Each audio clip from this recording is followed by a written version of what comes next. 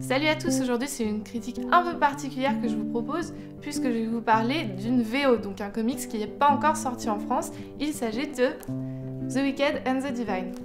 Donc au dessin on a James McKelvey et au scénario Kieron Gillen qui ont déjà pas mal travaillé pour Marvel et qui en sont à leur 5e collaboration ensemble. La série a eu un tel succès que les droits ont déjà été rachetés par Universal pour être adaptés à l'écran et d'après moi, elle devrait pas tarder à arriver en France. Dans The Wicked and the Divine, on a des divinités qui se réincarnent tous les 90 ans dans le corps d'adolescents.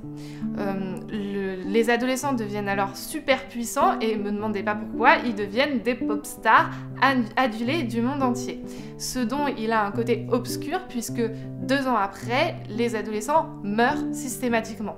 Du coup, les divinités repartent chez elles et reviennent 90 ans après. Notre héroïne, c'est Laura, elle a pas de super pouvoir, mais elle est ultra fan d'Amaterasu, qui est la déesse du soleil au Japon. Et donc, comme vous le devinez, Amaterasu s'est réincarnée dans le corps d'une jeune femme. Donc cette jeune femme, elle a 17 ans. Elle va à un des concerts d'Amaterasu et juste après, elle assiste à une fusillade, puis à un meurtre. Tout le monde accuse Lucy, qui est possédée par le diable, parce que lui aussi est de la partie.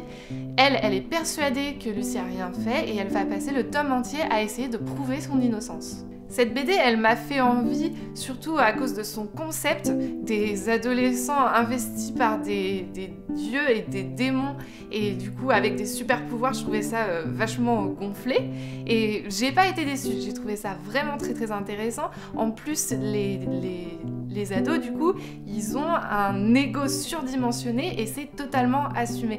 Laura elle-même, elle a pas de pouvoir, mais on sent que l'aide qu'elle veut apporter à Lucy, il est pas totalement désintéressé. On sent qu'elle essaye de s'approcher de la lumière au plus près pour être elle-même illuminée. Et ça, je trouve que c'est vraiment intéressant.